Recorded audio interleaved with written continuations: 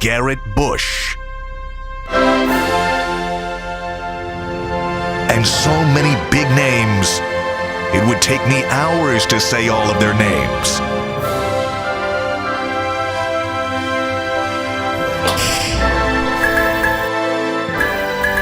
The ultimate Cleveland sports show. Booyah! All right, now we back at it. We back. We back. Shout out to y'all for letting us know what was good. We got the title and everything good. But the gist of what we are saying here, let's go ahead and break this down. Breaking news, as we told you, Roger Goodell has finally spoken, and he's reiterated what a lot of people thought all along. He's at the owners' meetings, and he spoke to media, and he gave one of the reasons why he is officially in public saying, guys, we want a year. So this is the tweet that came out from Mark Mask. He says, Roger Goodell on the NFL continuing to seek a full season of suspension for Deshaun Watson in his appeal.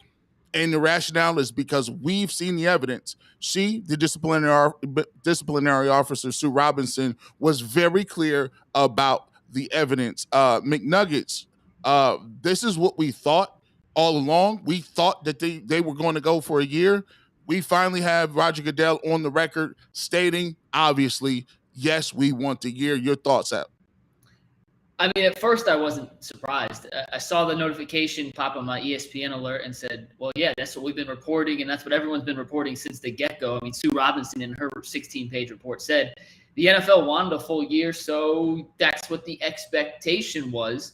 But to hear Roger Goodell say it, to hear those words actually come from his mouth, and to say from Goodell's lips and vocal cords into the atmosphere that Deshaun Watson committed multiple egregious acts of what they consider sexual misconduct, puts it a little bit into perspective of how much they are trying to take down Deshaun Watson and how much they're not willing to settle for whatever Sue L. Robinson decided. It was 6 games, and that was the judge and the arbitrator that both sides agreed upon.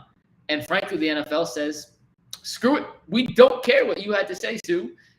We respect your decision. We respect's not the right word. We respect your taking part in this process, but you didn't do what we wanted. And we're going to go and find someone who's going to do what we want. And I'd be shocked now, after hearing Goodell use the language he used, if Peter C. Harvey doesn't come out with such a harsh punishment that it makes anything we've said over the last couple of weeks, G, look silly. I think it's going to be a stupid punishment. I think it's going to be at least 17 games now, a full season, and maybe even more.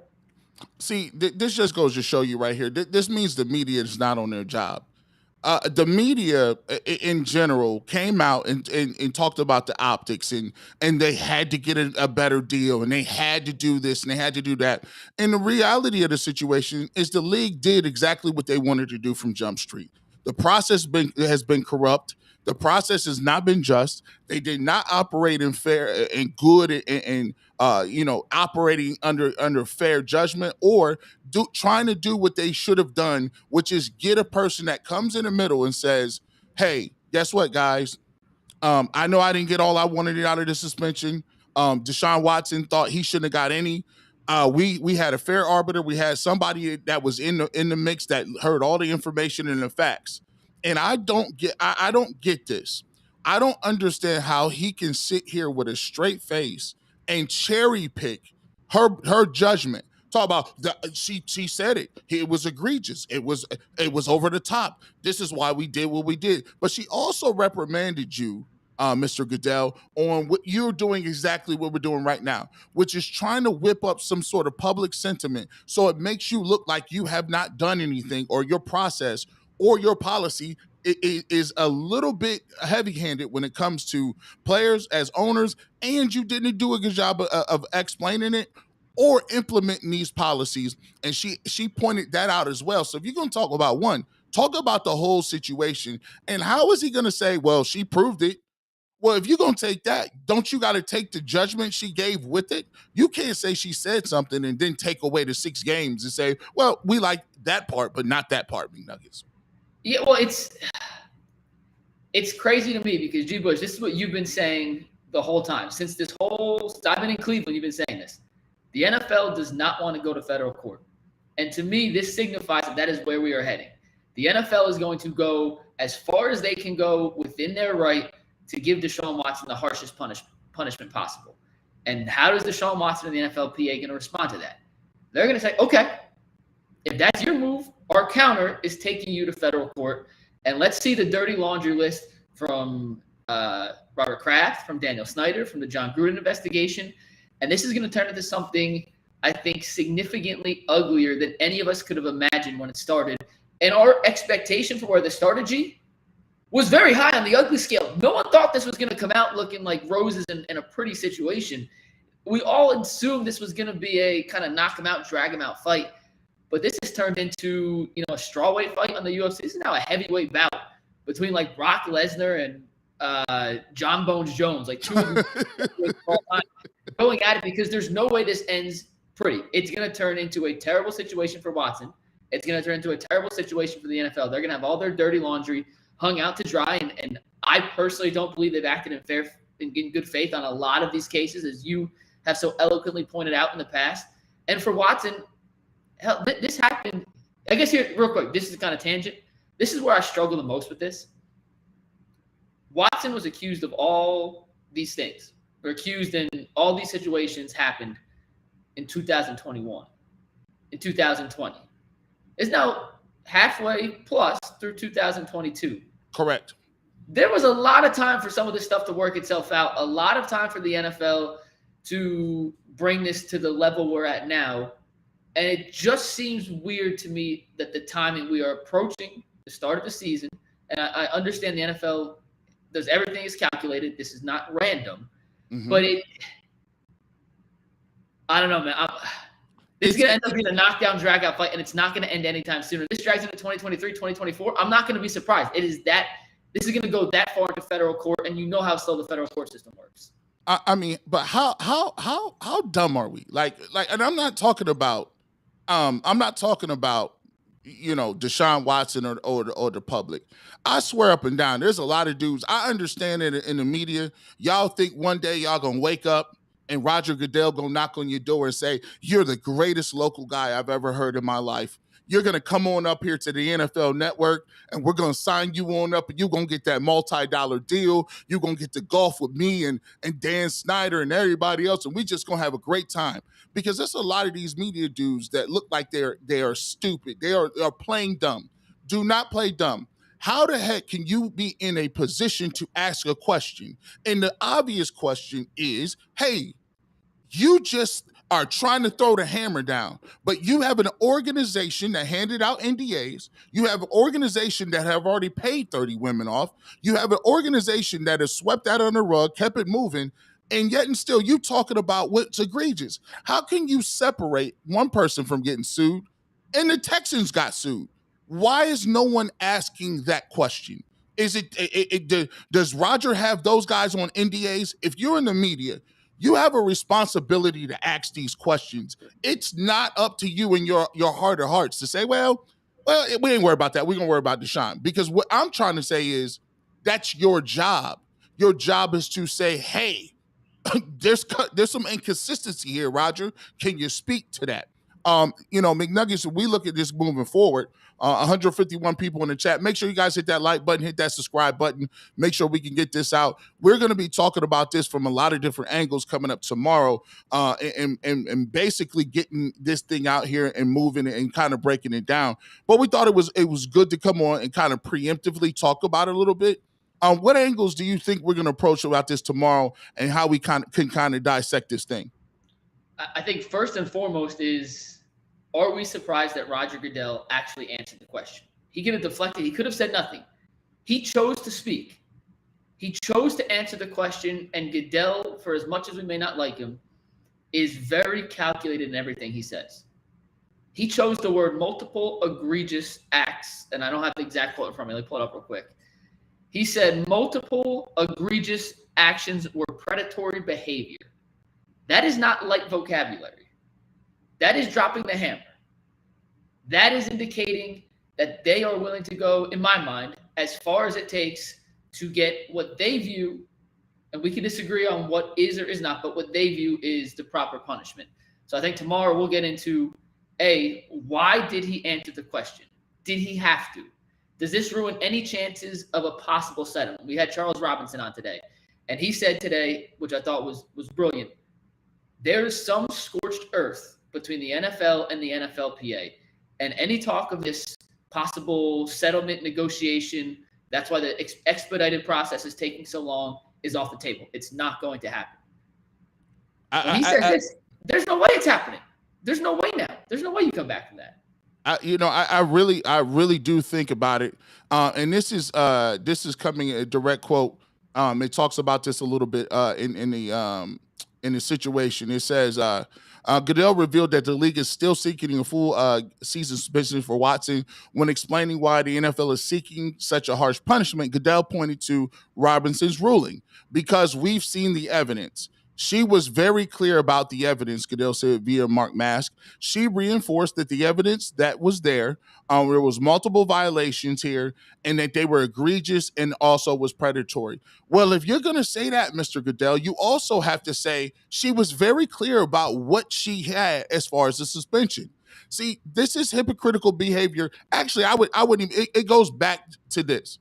And I think the Players Association is at fault here a little bit. And we talk about this a little bit too, McNuggets. The Players Association is at fault here because they've let Deshaun Watson hang and dry for weeks and months and weeks. And he's been peppered by Busby. He's been peppered by Roger Goodell. He's been hit with multiple things by multiple media members that are in prominent positions. And not only has Harden, where's Rusty Harden at? Is Rusty Harden asleep? I mean, come on, dog. Like I'm pretty sure you getting paid just as handsomely as Busby is. Even Busby comes back and comes with the tag team, the double jump off the ropes, McNuggets. He says, hey, Mr. Goodell, it's still time for you to do the right thing. That was a love tap. That wasn't even no hammer. I'm like, where's your counsel? Where have they been at? Where they been at, McNuggets? Well, you've also asked, what are we going to talk about tomorrow? What does Sue Robinson think right now? I mean, without like I don't want to say anything that comes off the wrong way, but they should have used her. And she was a pawn in this whole piece, this whole chess game of, you know what, we're going to choose a woman to overhear this as a neutral arbitrator. We're going to agree on this. When, frankly, they might as well have chosen me or you, G. Bush, because it didn't matter at all what we said. It was getting appealed. If she started out 17 games, Watson's camp was going to appeal. We'd be back. If she gave no games, the NFL was going to appeal. 6 games wasn't enough. I think the whole process we know is screwed up. And it's collectively bargained. It's in the CBA. That's why it is what it is. And until they have a new CBA, it's not going to change. So, yes, we can scream and yell all we want, but that was actually agreed upon by the Players Association, which was a terrible decision, as Tyvus has so eloquently pointed out over this whole week. I cannot believe, I really cannot believe that they had it in the CBA, that they agreed to just let Roger Goodell be the judge, jury, and executioner, or at least have godlike power to choose exactly who he wants to be in the seat. I've never seen this before. And let me give y'all this too. I'm gonna tell you, I worked in corporate America. And I'm gonna just let y'all know honestly how this thing goes. See, there's a perception that these two are enemies. There's a perception that these two are arch nemesis and they go at it and they fight and drag it out. Have you ever saw that episode with the Wile E. Coyote, right? With the sheepdog with the eyes over his head, the sheepdog, the white one with all the fur over his face, right? Keep talking. I'm back in 1 sec. Keep talking. The whole doggone time. Here's what they do to you. You got the sheepdog. The sheepdog is over there chilling. All of a sudden, the coyote is running around trying to get the sheep, and they like, oh man, these guys are, the dog is beating the brakes off the coyote. He's doing everything he can to get some of these sheep, and this sheepdog is not having it. And they kick each other's tail, and they go at each other for a whole doggone episode. And then at the end, they punch the ticket and say, all right, I'll see you later, Sam. I'll talk to you later, Vern. Same place, same time. These dudes is co-workers. These dudes go to the same charity events. They make the same type of money. They at the same type of golf outings. They are part of the NFL infrastructure. And if you think for 1 second DeMaurice Smith ain't been rubbing shoulders and elbows with these guys the whole doggone time, you got to be one thing mistaken, because he hasn't even showed his face. That can't be a strategy, McNuggets. Can't be. It just can't. No, I'm no legal expert. I won't try to pretend to be. All I know is it seems like after they settled with the Texans, after the Texans settled with all 30 cases against them, which, by the way, Charles Robinson, again, if you haven't listened to the interview today, I thought Charles was phenomenal. He's so connected in this situation, absolutely worth going back and listening to. But he mentioned the Texans felt there was enough evidence against them and enough on the table that they had to go out and settle. They went out and settled. Watson has settled everyone but one case now. Like, the disconnect it's not equal. The disconnect is not equal. And yeah, you're right. They should be asking the Texans questions. And if they go to federal court, I am sure the Texans will get dragged into this somehow. But I can't get over the fact that Sue Robinson was a pawn in this. It's almost like if we were playing, 2-on-2, right? Mm-hmm. And there's 4 people in the gym, and Michael Jordan in his prime is one of the people. And I say, all right, I got first pick. Take an MJ. That's a crazy example. That's crazy, bro. That is crazy. That is exactly what happened. They ain't even trying to hide the situation. And you know what? Another thing too, the book 1985 in this country. If you haven't read it, they used to make all people read it in the country when we came up. They talk about the climate in the day that we in. Right now, people are so good at gaslighting you. They make you think that you crazy for not understanding what's going on. So let me get this right. The grand juries, as my man Raw Status TV says, the grand jury, 2 of them, this is what counts in this country. First of all, they attacked it and said, just because they didn't bring any charges doesn't mean he didn't do anything. Stop with all the semantics. We should have been cutting people off right then. Whoa. It's like saying, that's like saying, just because it didn't rain today doesn't mean there isn't moisture in the atmosphere. Yeah, that moisture didn't touch the ground, so it didn't rain. Don't talk about the semantics. Then they try to make it seem like the NFL's process was so much more official. All you had to do was get Judge Sue Robinson, and that was going to supersede everything. So then the judgment comes down, and all of a sudden, yeah, she said Deshaun did some stuff, but she also claimed that you did some stuff and gave a judgment. You say, we don't like the judgment, but we do like the other stuff that you gave us to bolster our argument. So we'll take that and run with it. The rest of it, let's go ahead and get rid of that. Then you go to your boy, who actually helped this guy, the Harvey guy. He helped write the collective bargaining agreement, right? He wrote the conduct policy. What do you think he's going to say? And then we're sitting here talking about, well, we're going to go through the information. We're going to give out the notes. And stop the charades. This stuff that we be doing in this country is crazy, McNuggets. And I tell you what, at the end of the day, if anybody, and this is what we should be doing, if anybody keeps talking about this and, well, you shouldn't have did anything, I don't understand how you can see somebody. If I go to a bank and me and you is in cahoots, if I shoot somebody and they die in that bank, you know what? In this country, you are on the hook for at least manslaughter. It don't matter if you shot the gun. It don't matter if you was the getaway guy. You get what I got, because you know what? We tied at the hip. If you was never with me, you would have never had that opportunity to even be in the vicinity, and you would have been guilty. But that's just what we're doing now. It is. It's just crazy. It is. And I just went back and I scanned over some of the stuff from Sue Robinson's report. And it does seem like in her report, she said Watson did some things he shouldn't have done, but based on the personal conduct policy the NFL has established, she cannot give him more than 6 games based on the precedent set by the NFL. Now the NFL comes back and says, screw precedent. We're going all the way. We don't agree. We agree that he did something, as you stated. We don't agree that it fits into the former precedent. So now I'll steal a phrase from UG. It's like the goalposts are on rollerblades. They're not just inching side to side. They are now officially swerving from one corner of the end zone to the other corner of the end zone. We can all agree. Listen, was it criminal what Watson did? I don't exactly know. He was not charged. Two grand juries said it wasn't criminal. Was it probably past the line of what we should have done? Yeah, I think he did some creepy stuff, possibly. I don't know for sure. The only people that know are Watson and the women.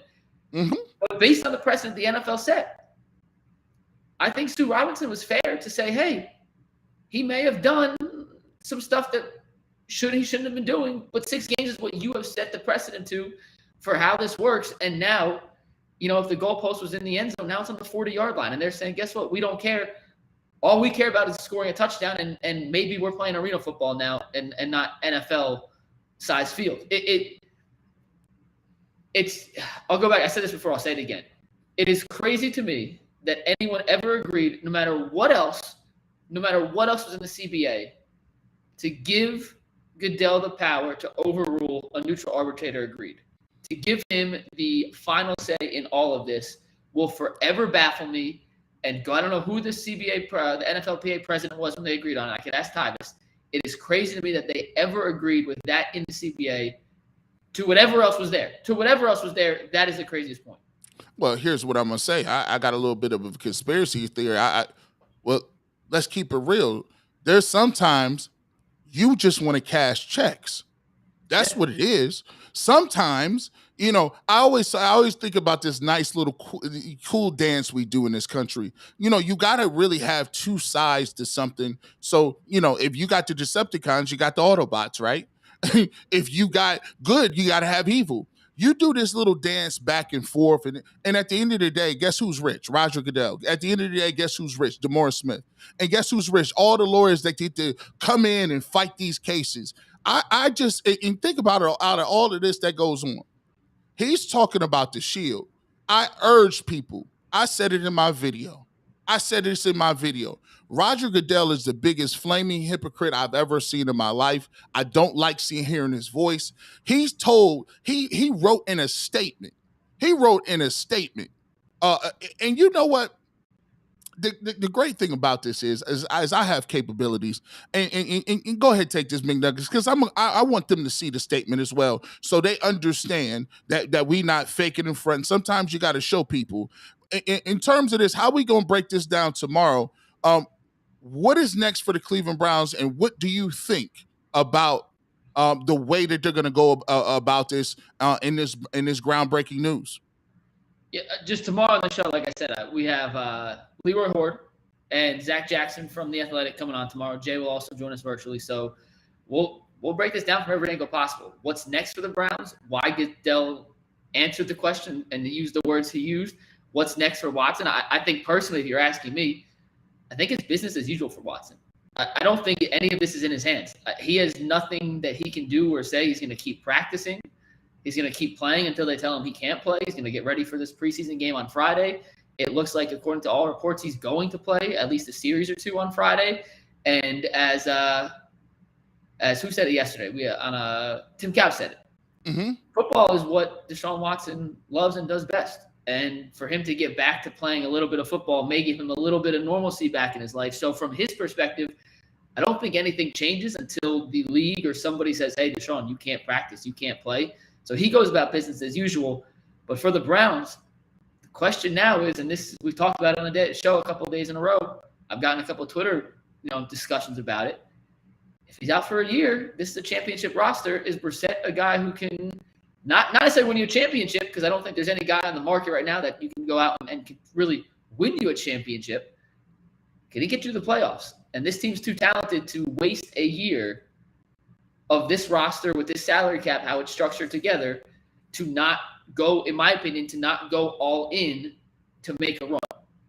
You have to go find somebody. 364 people in the building. Make sure you hit that like button. This is what we do at the Ultimate Cleveland Sports Show. When something happens, we jump on. We give you that instant access. Sometimes it might be McNuggets. Sometimes it might be Bull. It could be Jay. That's what the great part about having an extensive team. We pull from all different places, and we get you ready to go, and we'll set up what we can talk about tomorrow, but we want to get that instant reaction here over Ultimate Cleveland Sports Show. I was able to pull this up because a couple of people said this. Now, this is Roger Goodell's words. These are his words specifically from what he got from Wilkinson, who investigated what the workplace was like with Dan Snyder. Now, let me see if you feel like the investigation and they were as hard on this. I don't even think they read this. Let's go ahead and talk about it. Can we get that in here? All right. So if we take this, let me make this a little bigger, right? So here's what we'll do. This is, let me see if we can make that go away. Now, this is what Beth Wilkinson say, right?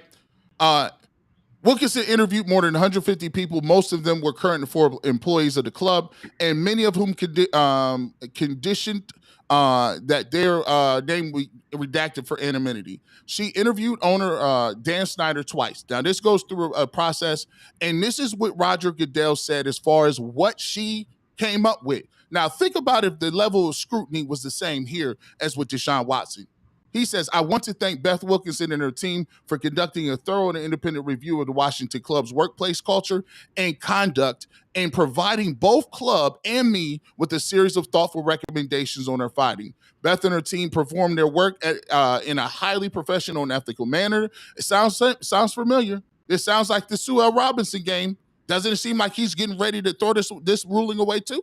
Okay, most importantly, I want to thank the current and former employees who spoke to Beth and her team. They provided vital information that will ensure the workplace environment at the club continues to improve. Now, he goes on to what she's found. The commissioner concluded that for years, the workplace environment at the Washington football team, both generally and and particularly for women, was highly unprofessional. Bullying and intimidation frequently took place, and many described the culture as one of fear, and numerous female employees responded having experienced sexual harassment and a general lack of respect in the workplace. Ownership and senior management paid little or no attention to these issues. In some instances, senior executives engaged in inappropriate conduct themselves, including demeaning language and public embarrassment. This set the tone for the organization that led to key executives believing that disrespectful behavior and more serious misconduct was acceptable in the workplace. Now, I'm just going, you could read the rest of that, but here's what I'm going to say, McNuggets. You sitting here, he talking about that took place in years. It wasn't one press conference. It wasn't one, it wasn't no I didn't see it. And not only that, Deshaun Watson has all this information put up. Do you know Beth Wilkinson couldn't even do a written report? They told her to give an oral report about what she saw. Now, let me ask you this. A person who's doing that level of an investigation and talk to 150 people, how could you believe that someone could articulate within some measure the amount of information to you by memory, orally? Why don't you want a written report, Roger? Because you don't like paper trails. That's why, Roger. You only like stuff that helps you out. Now, I'm just asking you. Tell me in the chat. You tell me, throw the ones and two, throw a one up if you ever heard Roger Goodell say that. Throw a two up if you heard it, right? Because for me, it's a one. When I read that, I said, why ain't I seeing this on TV? Why haven't I seen this on the internet? Why is nobody bringing this up? And we still keep going out here talking about Deshaun Watson week in, week out, and he's so strong, so tough, Roger, coming in on like the Marlboro Man, sticking up for women. Where was you at when Washington football team was doing all that for years? I'm just saying, maybe it's me. No, it's not. It's not the first time either. It's not the first time either, and it's becomes clearer and clearer by the day that people in power pick and choose the issues that apply to them and makes their point the strongest, and then forgets about them when it goes against them. That's the truth. That people in power have the ability to pick and choose what they want to care about, when they want to care about it, and why they want to care about it. And if it doesn't fit the narrative that they're pushing at this moment, the reality is they're going to turn their back on it. So one day, Roger Goodell in the NFL may say, you know what? Today's the day that we are going to stand up for all women and make sure they are protected and respected, and we will go to the utmost level to punish anyone who harms them, endangers them, puts them in an uncomfortable situation. The next day, he turns his back and says, you know what? That's not what we're standing for today. And it's uncomfortable to know that the most powerful man in football, I mean, he's the most powerful man in football, the man who's paid to protect the owners, the man who's there not just to protect the shield, but to be the human shield for the 32 owners, has the power to pick and choose when, and where, and why things he cares about. Like, it's not – the NFL is so far away from our normal society, G. Bush. Like I always say, football players are aliens because you shouldn't be 6'7", 330 pounds and athletic. Like, right. You shouldn't be out there moving around like that. No, you're a huge G. Bush. You're a massive person. You're 6'4", 6'5", like 305, 310. Like, you're a big dude, and you're tiny compared to some of these dudes in the NFL. Like, NFL players are aliens compared to most normal human beings.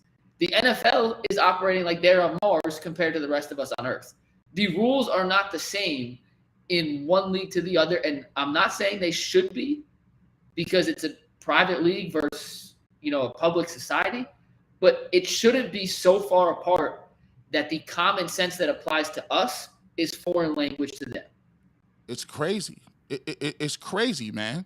I mean, it's some of the craziest stuff. And I always I tell them I just bring and because here's the problem I got, McNuggets, and I don't want to get too far down. I don't want to get too far in the weeds on this. We got a show tomorrow. We got to save some stuff for the show. We got to save some. We can't give y'all everything. We can't give y'all everything. But I'm gonna tell you what. My problem with the situation is this. Sometimes what we get to a point is that the point is we get to a place where we start, like, these guys start having this moral compass where they trying to hit you with the moral clause and you telling myself, hey man, you guys are we want to stand up for all injustice and all that other kind of stuff. Let me ask you a question. Roger Goodell is a man of he wants to be a man of high character. I just would like to know, does the NFL have any moral high ground when they ask these questions all the time? When did you lose your virginity? What? Do you like men? Do you find your mother attractive? Is your mother a prostitute? Would you use a gun or a knife to murder someone? Do you have both of your testicles? This is now if you're uncomfortable with that, I did that for a reason. Because I'm showing you that that's what they do regularly. Those are questions from the NFL Combine. They're not questions I made up. Those are questions that players have come to the table and say, dude, I'm here trying to run and concentrate on one of the biggest days of my life to come in here and participate in a job interview. And these guys are asking me these questions in a job interview. How can you condone that level of behavior, yet and still you want to sit up here and be indignant talking about what you can't condone? Your owners and your GMs ask these questions. You can't ask that to people. That's my problem with the whole thing. When you look at it, I look at it like this. It's the process. If the process is something we're going to agree to, let's agree to it. But don't start coming with all this other stuff and acting like, oh, we're the moral compass of the world, brother. We care. Like, the NFL cares. They don't. They don't.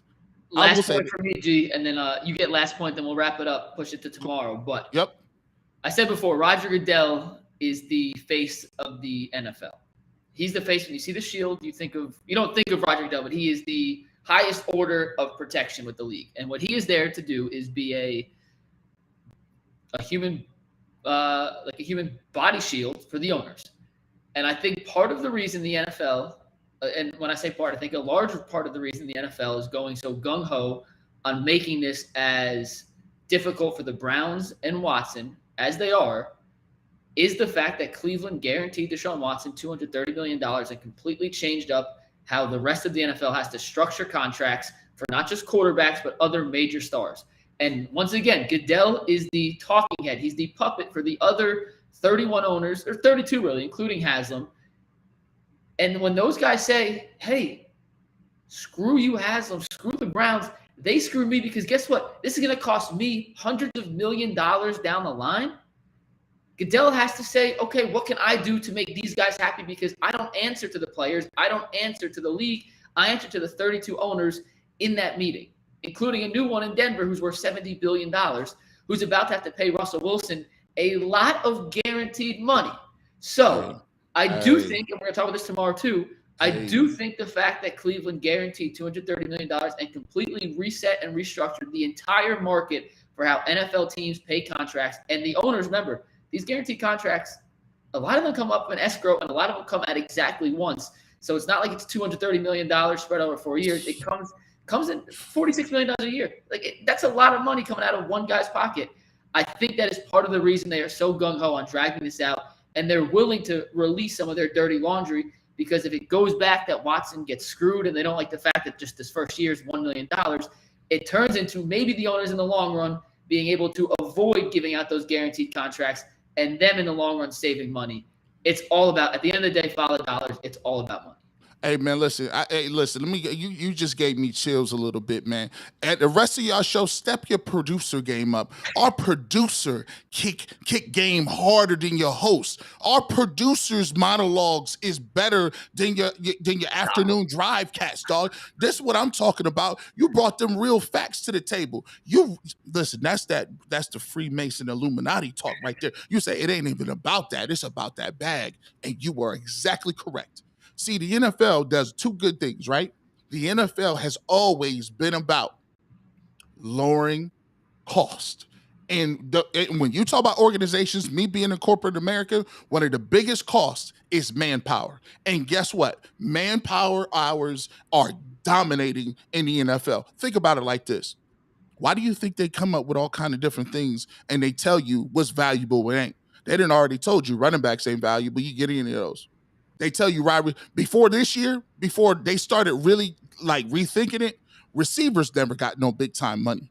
The only player that the contracts consistently elevate and escalate is the quarterback position. That is why they call it the face of the franchise, because they understand that it's the driving force in nature of the entire league. Now, when you give one of the quarterbacks, you give a quarterback that amount of money and it's guaranteed.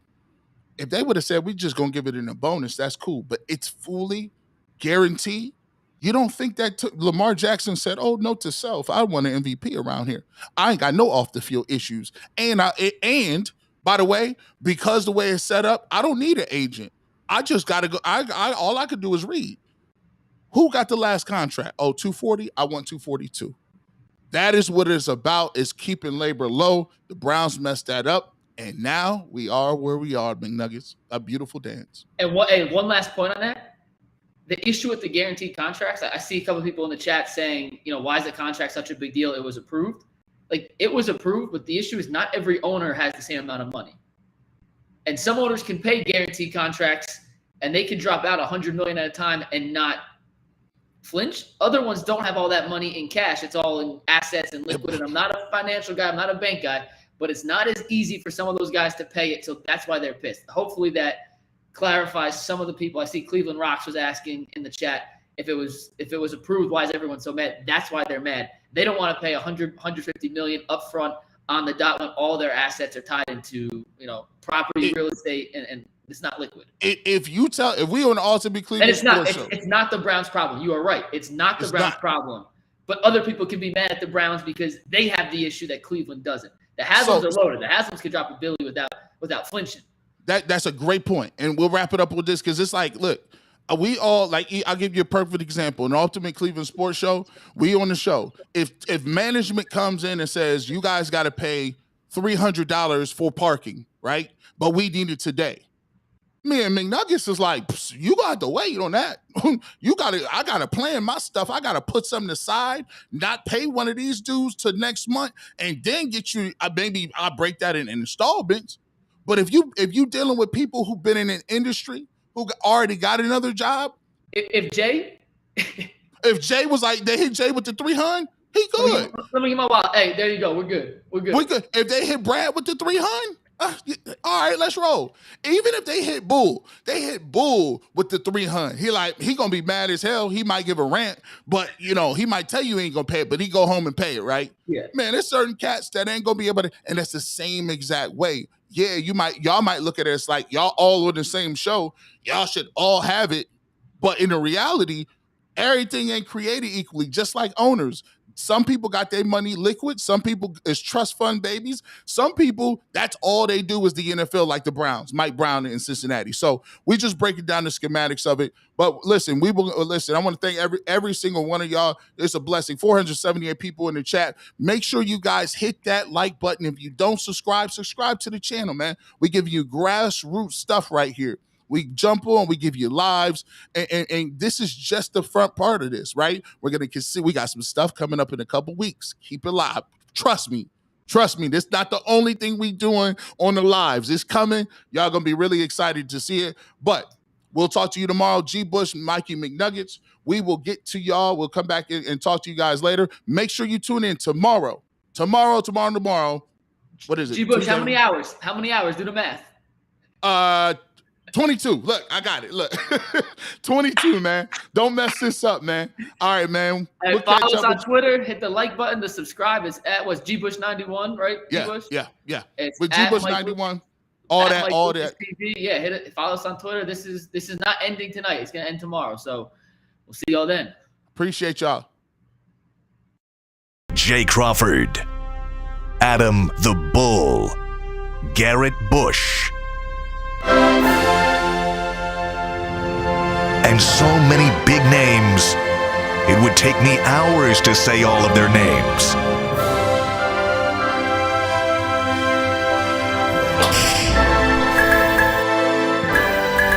The ultimate Cleveland sports show. Booyah!